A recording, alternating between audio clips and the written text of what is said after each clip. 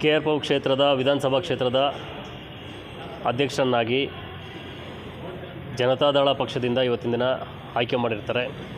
ಈ ಒಂದು ಶುಭ ಸಂದರ್ಭದಲ್ಲಿ ಮಾಜಿ ಪ್ರಧಾನಿಗಳು, ಮಣ್ಣಿನ ಮಗ ಅಂತಲೇ ಖ್ಯಾತಿಯಾಗಿರ್ತಕ್ಕಂಥ ಮಾನ್ಯ ದೇವೇಗೌಡರಿಗೆ, ಮಾನ್ಯ ಸಚಿವರು, ಮಾಜಿ ಮುಖ್ಯಮಂತ್ರಿಗಳು ಆಗಿದ್ದಂಥ ಕುಮಾರಸ್ವಾಮಿಯವರಿಗೆ, ಯುವ ರಾಜ್ಯಾಧ್ಯಕ್ಷರು ಆಗಿರ್ತಕ್ಕಂಥ ನಿಖಿಲ್ ಕುಮಾರಸ್ವಾಮಿಯವರಿಗೆ, ಹಾಗೆ ನನ್ನ ಮೇಲೆ ಸಾಕಷ್ಟು ಒಂದು ನಂಬಿಕೆಯನ್ನು ಇಟ್ಟು ಈ ಒಂದು ಜವಾಬ್ದಾರಿಯನ್ನು ಕೊಟ್ಟಿರ್ತಕ್ಕಂಥ ಮಾನ್ಯ ಬೆಂಗಳೂರು ನಗರ ಅಧ್ಯಕ್ಷರು ಆಗಿರ್ತಕ್ಕಂಥ ರಮೇಶ್ ಗೌಡರಿಗೆ ಮೊದಲನೇದಾಗಿ ನಾನು ಧನ್ಯವಾದಗಳನ್ನು ತಿಳಿಸ್ಲಿಕ್ಕೆ ಇಷ್ಟಪಡ್ತಾಯಿದ್ದೀನಿ. ಈ ಒಂದು ಜವಾಬ್ದಾರಿ ಇವತ್ತಿನ ದಿನ ನಮ್ಮ ಕ್ಷೇತ್ರದ ಮೇಲೆ ಬಹಳಷ್ಟಿದೆ. ಕ್ಷೇತ್ರದ ಸಂಪೂರ್ಣ ಅಭಿವೃದ್ಧಿಗಾಗಿ ಈ ಭಾಗದಲ್ಲಿರ್ತಕ್ಕಂಥ ಎಲ್ಲ ಜನರ ಒಂದು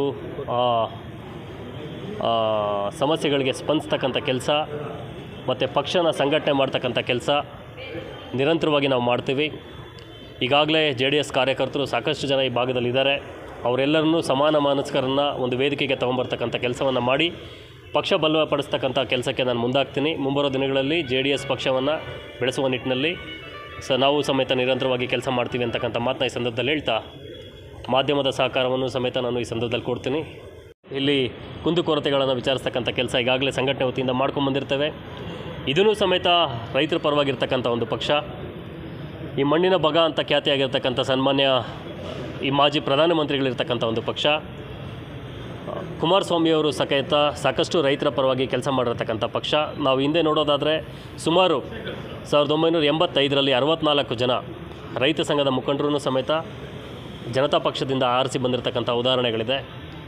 ಕಾರಣ ನಾನು ಸಮೇತ ರೈತರ ಸೇವೆಗೆ ಮತ್ತಷ್ಟು ಶಕ್ತಿಯಾಗಿ ಈ ಒಂದು ಪಕ್ಷ ನನಗೆ ಅಧಿಕಾರವನ್ನು ಕೊಟ್ಟಿರ್ತದೆ. ನಾನು ಪಕ್ಷದ ಸಿದ್ಧಾಂತಗಳಿಗೆ ಕೆಲಸ ಮಾಡಿ ಈ ಭಾಗದಲ್ಲಿರ್ತಕ್ಕಂಥ ಸಮಸ್ತ ಕ್ಷೇತ್ರದ ಜನತೆಯ ಹಿತದೃಷ್ಟಿಯಿಂದ ನಾನು ಮುಂಬರೋ ದಿನಗಳಲ್ಲಿ ಪಕ್ಷ ಸಂಘಟನೆಯನ್ನು ಪ್ರಭಾವ ಮಾಡುತ್ತೀನಿ ಅಂತಕ್ಕಂಥ ಮಾತನ್ನ ಈ ಸಂದರ್ಭದಲ್ಲಿ ಹೇಳ್ತೀನಿ. KR ಪುರಂ ಕ್ಷೇತ್ರದಲ್ಲಿ ಎಷ್ಟು ವರ್ಷ ನೀವು ಯಾವ ಥರ ಮಾಡ್ತೀವಿ?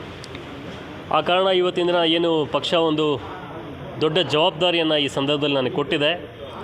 ಎಲ್ಲ ಸಮಾನ ಮನಸ್ಕರನ್ನು ಜೊತೆಗೂಡಿಸಿ ಕ್ಷೇತ್ರದಲ್ಲಿ ಇವತ್ತಿನ ದಿನ ಯಾವ ರೀತಿ ಸಮಸ್ಯೆ ಕಾಡ್ತಾ ಇದೆ, ಮುಂಬರೋ ದಿನದಲ್ಲಿ ಪಕ್ಷವನ್ನು ಯಾವ ರೀತಿ ಪ್ರಬಲವಾಗಿ ಬೆಳೆಸಬೇಕು, ಎಲ್ಲರನ್ನೂ ಒಂದು ವೇದಿಕೆಗೆ ತೊಗೊಂಬರ್ತಕ್ಕಂಥ ಕೆಲಸ ನಾನು ಪ್ರಾಮಾಣಿಕವಾಗಿ ಮಾಡ್ತೀನಿ.